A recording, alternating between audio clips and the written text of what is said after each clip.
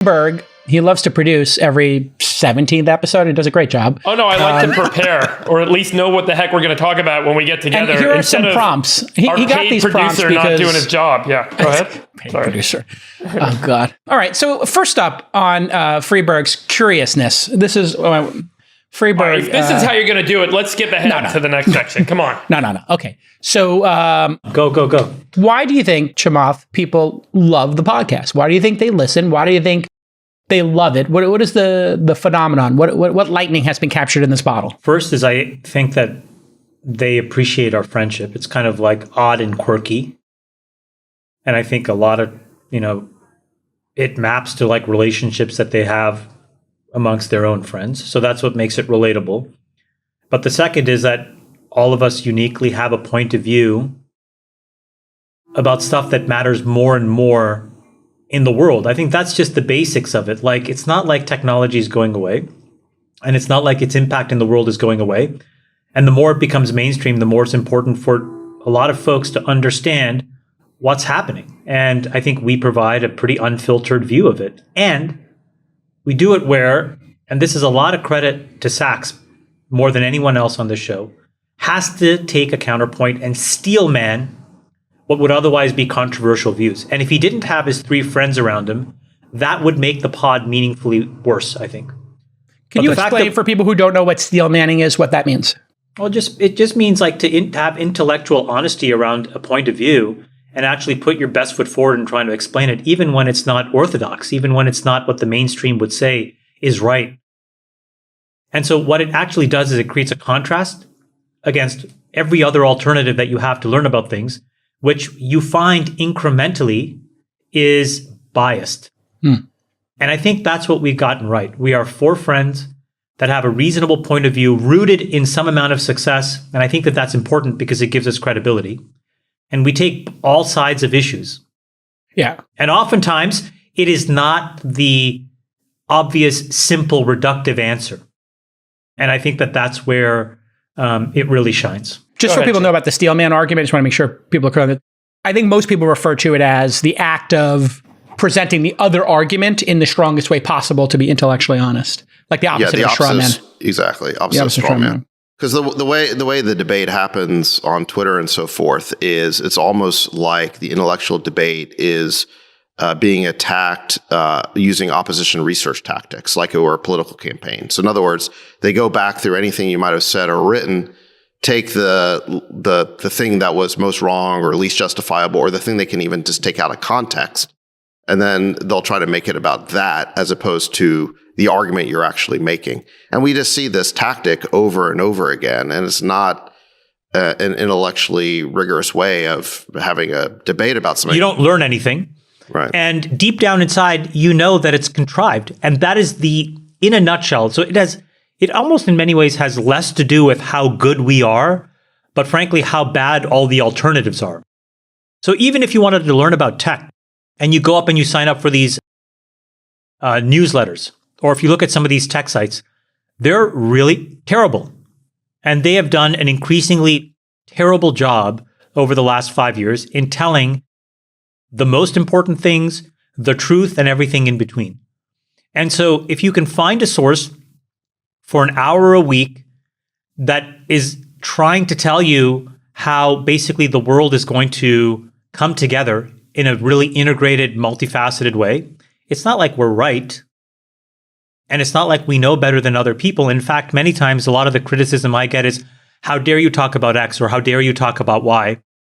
Because it makes people who are experts in that field, feel like, how dare you come into my realm and even have an opinion on, what Russian politics was like in the 1980s. And those things really annoy these folks because they feel that those opinions and that knowledge should be cordoned off and held tightly as this secret that only they are allowed to talk about into the world. And this is the point where with the internet, all this knowledge is accessible.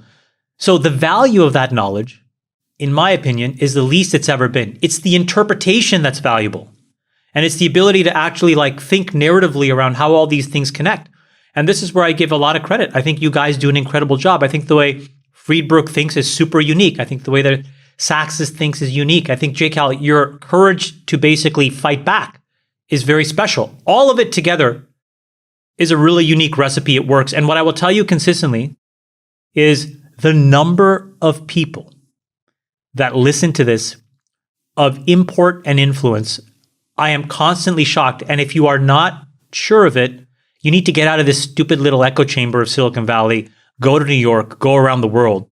And if you're in the right meetings, it's incredible how folks are getting educated using this pod. And I think that's really amazing. Yeah, I think there's like been a tendency in like what we call media today, historically kind of, communication amongst humans.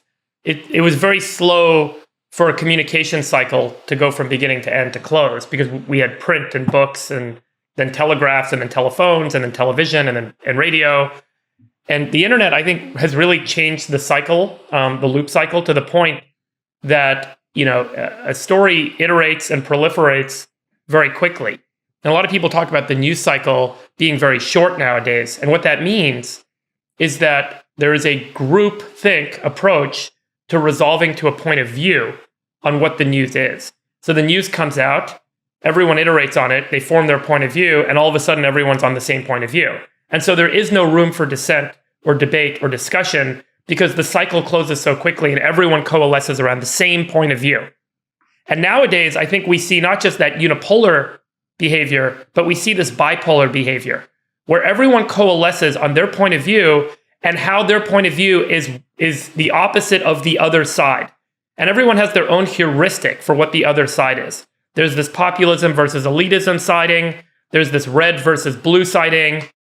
There's this us versus them siding, US versus China siding. Everything is now bipolar. And so you very quickly coalesce around what your poll says and what your poll is instructing you to believe.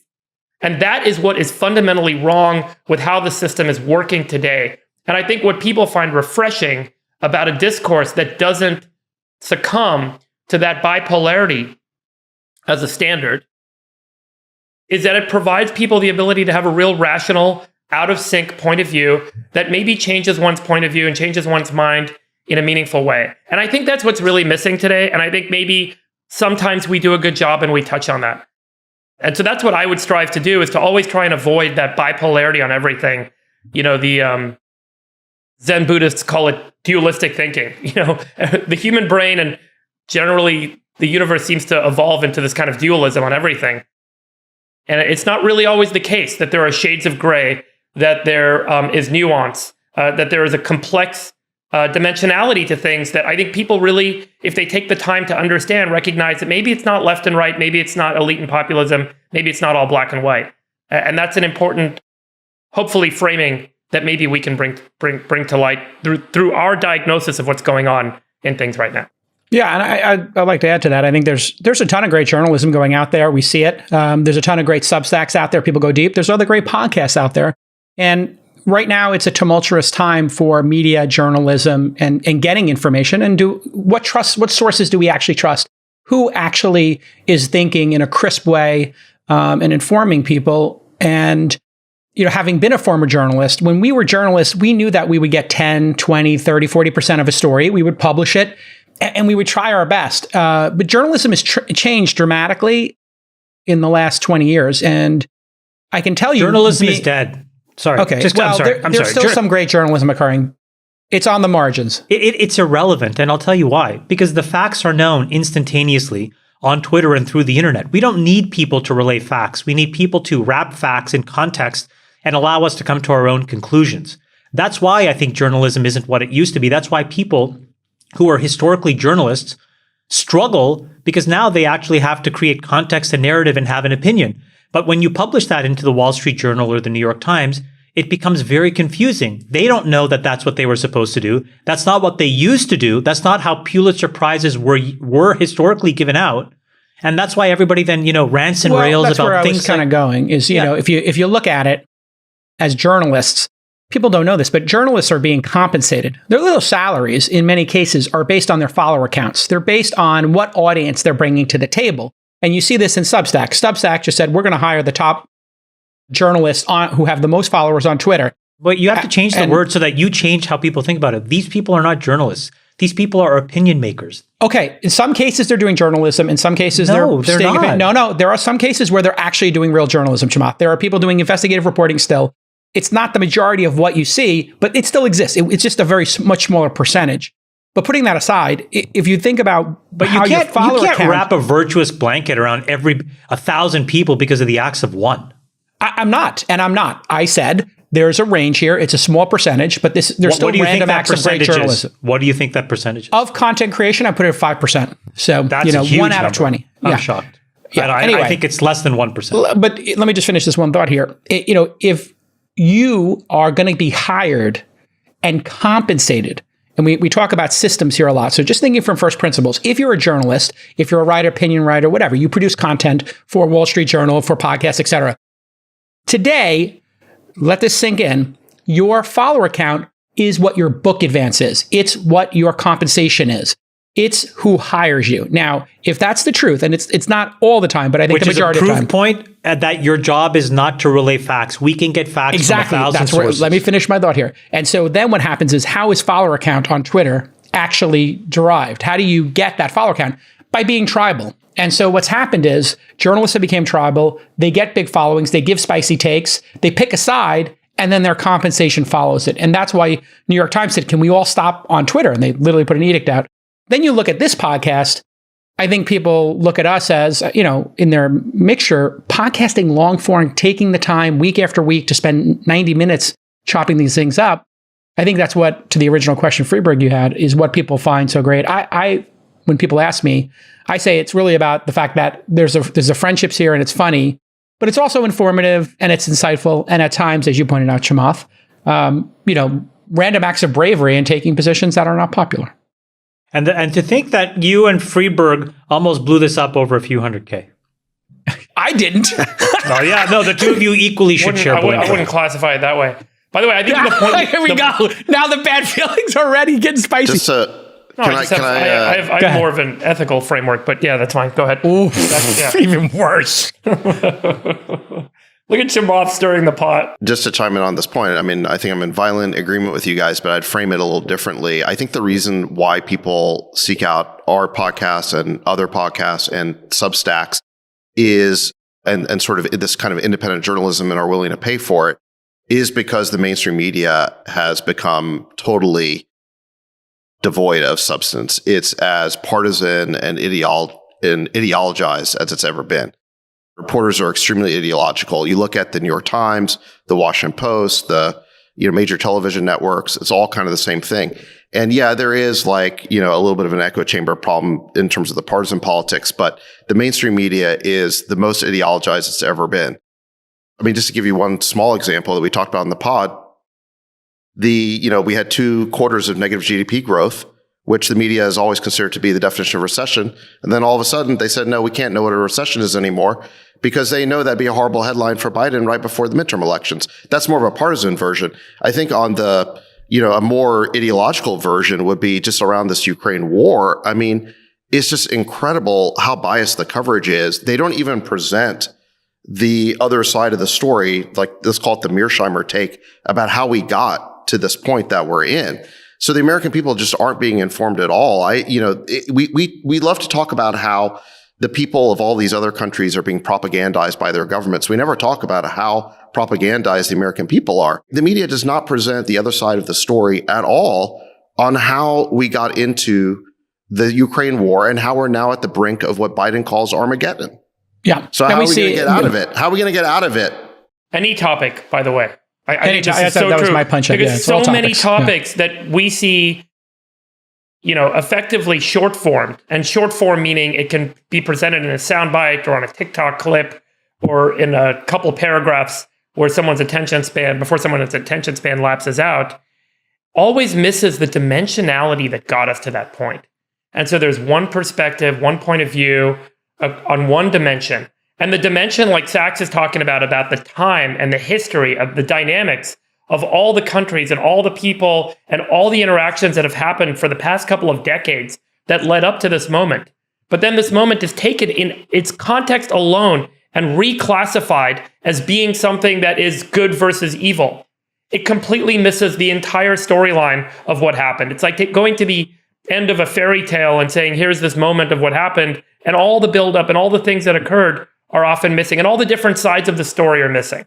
And I think that that's really what makes it so difficult today to feel like you can trust authority and that you can trust the media that's presented to you as a consumer, not just in the US or in the West, but around the world, because there's so much that's left out and manipulated and kept away. And what people are waking up to is the fact, as Chamath points out, that so much of that information, the direct information, is available now. And so this investigation, this ability to uncover the data and the storylines and the perspectives that are typically missing from one form of media is making people realize that there's so much that's being left out. The lie of omission. 100%. And I think in this podcast... And that's what's really shocking to people nowadays. And I think that's what makes, maybe to some degree, our conversations a little more appealing. I'll drop to you in a second there, Sachs. But I did see this happen in 3 specific topics that we discussed here. If you remember, we talked about abortion, and we were on that topic very early, and no one wanted to talk. I remember when we started talking about the number of weeks, maybe how Europe looks at this. That wasn't part of the popular conversation. It was always just, are you against choice? Are you for killing babies? It was like a very two-dimensional look at it. Immigration, same thing. Nobody would talk about the numbers. Nobody talked about recruitment. Nobody talked about the point systems used in other countries. It was almost like those basic things were not allowed to be discussed. Why can't the media discuss those nuances? And freedom of speech is, I think, the biggest one, and the search for truth. You know, nobody wants to talk about the fact that the ACLU used to actually protect unpopular speech. And unpopular speech is, you know, the hardest thing in the world to protect. But how did that become something we can't even talk about now, right? And just the snap silencing of any opinion, whether it's Chappelle or, you know, pick a topic in freedom of speech, Trump, et cetera. You know, who gets protection for freedom of speech? And we'll talk about it later in the news with Alex Jones, obviously, a very controversial topic as well. Go ahead, Sachs. You wanted to add something to it? Well, I think just to take this Ukraine situation as an example, I think the media's biggest power is the power to define when time begins on an issue. So especially if, like right with Ukraine, we're part of an escalatory spiral that's been going on for well more than 8 or 9 months. This issue's been going on since 2008. A decade. Yeah. Over a decade. So in other words, if you come in like the 7th inning, okay, so to Freeberg's point, you come in at the end of the story and it's been an escalatory spiral, but the media just pretends like time begins on February 24th. Of course, you're going to have a certain kind of view on the subject. Whereas if you know the history of the situation, if you know that back in the 1990s, you had people like George Kennan, who was the architect of our Cold War containment policy. You had William J. Perry, who was Bill Clinton's defense secretary. You had Henry Kissinger. You had John Mearsheimer, all warned that bringing NATO right up to Russia's front porch was extremely provocative to them, that they would see that as a provocation. It would eventually lead to a moment of crisis. When that moment of crisis finally came, you know, we're not told that this was predicted. We're told that anyone who says that this war has anything to do with NATO expansion is basically a Putin apologist and is spouting Putin talking points. All right, let's save some of that for the Ukraine talk we're going to talk about in the news section. I get your point. You could agree or disagree with that take, but the point is the media doesn't even portray it. They really just pick a side, and I think I like your analogy of like just coming in for the last 15 minutes of the game and just describing that. You know, you need to have a deeper discussion of how did we get here? How did we get here on immigration? Why don't we have a point system? Why do we look at people suddenly coming from south of the border differently than we did just 20 years ago? How did that become a politicized issue? What's the right solution here, especially if we can't hire people for basic jobs in the United States? Everybody wants to know this question. What's your you have a favorite moment or a least favorite moment, a great moment in the show history, and then I guess we'll move on maybe to some audience questions here. But let's get this one, because an embarrassing moment, your favorite moment, your least favorite moment, a moment now you look back on and you're particularly proud of. Chamath. I love the cold opens. I think that they are unbelievably human and funny and normalizing. They are by far the best part of the pod, in my opinion. And yeah, that's my absolute favorite part by like miles and miles. Sachs, you got a favorite moment other than Ukraine? I know you got Ukraine on the brain. Probably when you started talking like Joe Pesci. The Joe Pesci voice. I can't do it on command. I'm not your monkey sacks. Don't you talk to me like that. I'm gonna fucking bat in here. No, seriously. You have any other favorite moments? Or things you're particularly proud of, things that people tell you, hey, I love this part of the show. I'm also proud that we were able to air our dirty laundry a little bit in public and still get over ourselves and our own egos, and we're still here. I think that takes a lot of courage and a little bit of maturity that's not in public visibility all the time in the media. So I like that sentiment a lot. I think there's a lot of personal. Yeah, they were uncomfortable about it. I think there's a lot of personal growth that's going on here for everybody involved. Yeah. Freeberg, you got a favorite moment? I don't like it when you and Sachs fight. That's just annoying. That's your least favorite moment when we argue. I literally turn my headphones off and I like do some emailing. It really is just this political thing. But yeah, it does come up. I don't like the fact all the moments I've been interrupted by you that just happened 5 seconds ago. Those are usually pretty tough. Go ahead, Freeberg. I don't know. What I did enjoy meeting people at the summit who shared that this has been like a really important thing for them to listen to. I think I was at a Pete's Coffee in the city, and some guy came up to me. This was early when we were doing the podcast, and he was like, listening to you guys has really helped me get through COVID. And he was like locked in his apartment, and he didn't have a lot of friends, and he didn't have a lot of people to talk with. And just being able to hear through, kind of a good conversation around when's this going to end, how's COVID going to, what's going to change in the city, and hearing our friendship really made a big difference for him. And it was actually really interesting. That was off the show, but it made me realize that the show actually is impactful and helpful, and gave me kind of the energy to keep going, even though I've had frustrations in the past. So I don't know. I like those moments a lot, to be honest. That there's real value here for people. I thought the summit was a lot of fun. I had a good time. Well, it's. I think we're steering towards Summit 2023. That was me stirring the pot a little bit. I think one and done, baby. Steering towards 2023. One and done. Listen, as far as I'm concerned, you do it, you produce it, or you hire a producer. I'll show up. I don't need to make a producer fee. You can do it. You can take the producer fee, whatever it is.